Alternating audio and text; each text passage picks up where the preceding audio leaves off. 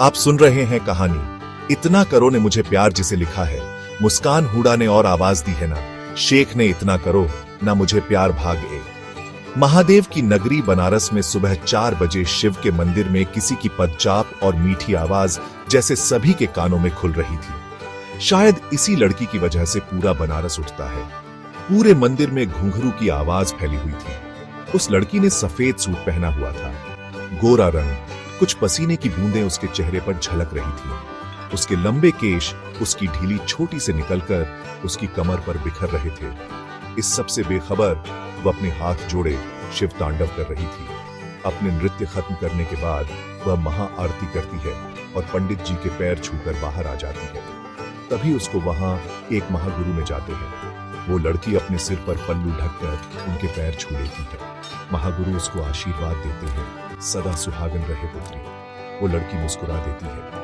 महागुरु उसको कहते हैं, पुत्री, तुम्हारे कंठ में साक्षात देवी सरस्वती का वास है, पर तुम तो खुद एक देवी हो और अपने स्वामी को फिर से जीना सिखाओगी। उसकी आवाज भी तुम्हारी तरह शीतल और पावन है, पर वह क्रोध में उबलते ज्वाला जैसा है और तुम एकदम गंगा मैया जैसी शीतल।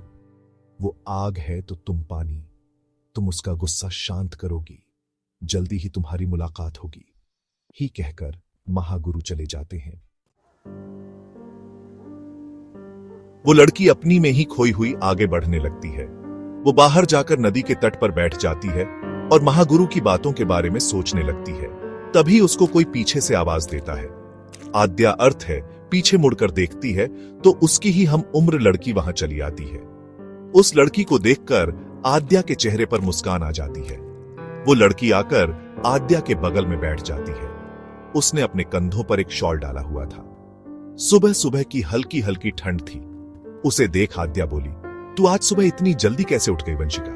मैं उठती हूं तब तो नहीं होती है। वंशिका उसकी बात सुनकर कहती है, तू बोलती रहती है ना, सुबह सुबह कितना सुकून मिलता है घाट पर बैठकर। तो सुकून की तलाश में आई हूं। आद्या कहती है, हाँ तो हर रोज आया कर। तेरा तो पता नहीं, मुझे बहुत सुकून मिलता है यहां। यह कहकर वह घाट की तरफ देखने लग जाती है। वंशिका भी उसका चुपचाप बैठा देखकर खुद भी आराम से बैठ जाती है और घाट के नीले पानी को देखने लगती है। पास में ही मंदिर की घंटियों की आवाज आ रही थी, जो पूरे वातावरण में अपनी प्यारी आवाज से गूंज रही थी। कुछ देर वहां बैठने के बाद आद्या और वंशिका दोनों अपने अपने घर चली गईं। वहीं हरिद्वार की सैर सभा में एक लड़का सुबह सुबह गंगा मैया के ठंडे ठंडे पानी में डुबकी लगा रहा था। उस लड़के के पत्थर से शरीर पर ठंडे पानी का कोई असर नहीं पड़ रहा था। उसकी जिमिंग बॉडी साफ दिख रही थी। उसकी पीठ पर बड़ा सा महाकाल का टैटू बना हुआ था। उसकी सीने पर कोई भी वस्त्र नहीं था। गले में रुद्राक्ष की माला लटक रही थी। वह गंगा में स्नान करके मंदिर में आया और पुजारी जी ने उसको आरती का थाल पकड़ा दिया। वो सुबह की आरती उस लड़के के हाथों ही होती थी। उस लड़के ने आरती की थाल पकड़ी और शिव तांडव को बोलना शुरू कर दिया। मंदिर में माइक लगे हुए थे तो उस लड़के की आवाज पूरे मंदिर में गूंज रही थी। अंत में वह मंदिर में दान करके बाहर आ गया। एक लड़के ने गाड़ी का गेट खोला। वो लड़का चुपचाप जाकर गाड़ी में बैठ गया और अपनी आंखों को बंद कर लिया। कुछ ही देर में वो एक घर के सामने थे। घर देखने में बहुत खूबसूरत था, करीब 10 एकड़ में बना हुआ। वो लड़का कुछ देर में तैयार होकर किचन में आता है, जहां करीब 47-48 साल की औरत खाना लगा रही थी। वो जाकर उनके पैर छू लेता है और कहता है, गुड मॉर्निंग माँ, हर हर महादेव। उस लड़के के गालों को छूते हुए वो औरत कहती है, गुड मॉर्निंग बच्चा, हर हर महादेव। आओ, खाना लग गया है, खाना खा लो। वो खाना खाने बैठ जाता है और एक एक करके सब लोग खाने के लिए आने लगते हैं।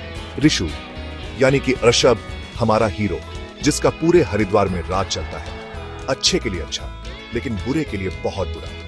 भगवान शिव की तरह तीसरी आंख खोलने में जरा भी नहीं हिचकता है। और ये औरत और कोई नहीं, ऋषभ की मॉम देविका जी है। स्वभाव से एकदम नरम, भले ही अमीर है पर कभी घमंड नहीं किया। यह स्वभाव ऋषभ को उनकी मॉम से ही मिला है। तब एक करीब 50 साल का आदमी आता है। वो आते ही बैठ जाता है। ये हैं वेद जी, अर्षभ के पापा। स्वभाव से मजाकिया हैं, पर हमारे अर्षभ एकदम उलट हैं। वो आते ही अर्षभ से कहते हैं, गुड मॉर्निंग, तुम्हारी वजह से हमें भी जल्दी उठना पड़ता है। मुझे तो लगता है तूने कभी सोचा ही नहीं है। उनकी बात सुनकर ऋषभ उनको घूरने लगता है। वेद जी अच्छे बच्चे की तरह अपनी गर्दन झुका लेते हैं और खाना खाने लगते हैं। देविका जी और अर्षभ मुस्कुराने लगते हैं। अर्षभ खाना खाकर सीधे ऑफिस के लिए निकल जाता है। इधर बनारस में आध्या मंदिर में पूजा करने के बाद अपने घर आ जाती है। उसका घर भी बेहद बड़ा था। पूरे घर का इंटीरियर आध्या की चॉइस का ही था। उसको ग्रीनरी से बहुत प्यार था, तो उसके घर के चारों ओर बगीचा बना हुआ था। पूरा घर व्हाइट कलर का था। उसकी फैमिली में सिर्फ उसके दादू थे। एक एक्सीडेंट में उसके पापा मम्मी मर चुके थे। तब से आध्या की परवरिश उसके दादू ने की थी। वो एक अच्छे फैमिली से बिलोंग करती थी और बनारस में एक कॉलेज की प्रोफेसर थी। वो अंदर आती है और अपने दादू के गले लग जाती है और कहती है, गुड मॉर्निंग दादू, आज आप इतना जल्दी उठ गए। दादू कहते हैं, मेरा बच्चा, आज मुझे लगा मैं तुम्हारे लिए अपने हाथों से बनी हुई चाय पिलाऊं। आध्या जल्दी से बोलती है, दादू मुझे जल्दी है। दादू उसे कप में चाय डालकर देते हैं और कुछ बिस्किट्स भी दे देते हैं। आध्या जल्दी जल्दी चाय पीने लगती है। उसे खुश देखकर दादू खुश हो जाते हैं और मन ही मन कहते हैं, पता नहीं मेरे जाने के बाद मेरी बच्ची का ख्याल कौन रखेगा। मुझे उसे शादी के लिए हाँ करवाना ही पड़ेगा। जब कॉलेज से आएगी तब बात करूंगा इस बारे में। चाय पीने के बाद आध्या तैयार होने के लिए चली जाती है। कुछ देर बाद नाश्ता कर अपने कॉलेज के लिए निकल जाती है। वहीं उसके दादू किसी को फोन करते हैं और आध्या के रिश्ते की बात करते हैं। सामने की आवाज सुनकर वो खुश हो जाते हैं। फिर रामू से कहते हैं, रामू, हमारी बिटिया का रिश्ता रॉयल फैमिली से आया है। उन्होंने हमारी बिटिया को पसंद कर लिया है। बहुत जल्दी ही वह यहाँ से विदा होकर अपने घर चली जाएगी। रामू काका और सुधा जी की आंखें नम हो जाती हैं। वो कहते हैं, मालिक, आराध्या बिटिया के बिना मन नहीं लगेगा। पर आज नहीं तो कल को उनका ब्याह होना ही है। वहीं दूसरी तरफ हरिद्वार में अर्षभ की कार अपने ऑफिस के बाहर रुकती है। वो कोई 5 मंजिला बिल्डिंग थी। सामने की सीट से उतरकर वो लड़का गाड़ी का दरवाजा खोलता है। अर्षभ अंदर घुस जाता है और उसके पीछे वो लड़का भी अंदर आ जाता है। ये कंपनी और बिजनेस ऋषभ के पूर्वजों की देन है। उसका परिवार एक रॉयल खानदान था। आज भी लोग इनकी इतनी ही इज्जत करते हैं जैसे पहले करते थे। इनकी इजाजत के बिना हरिद्वार का पत्ता भी नहीं हिलता। अब यह हरिद्वार के महाराज का ताज ऋषभ के सिर पर है। अर्षभ चलते चलते उससे पूछता है, 5 किसी भी एक हुआ या पूरे इंडिया में कोई ऐसा नहीं है जो मेरा सारा काम संभाल ले। अगर तुम्हें ऐसा लगता है कि पीए की सैलरी कम है तो 20,000 और बढ़ा दो। तुम्हारे पास 15 दिन का वक्त है। अच्छी से अच्छी या अच्छे से अच्छे पीए का मेरे लिए अरेंजमेंट हो जाना चाहिए जो हर वक्त मेरे पास हो।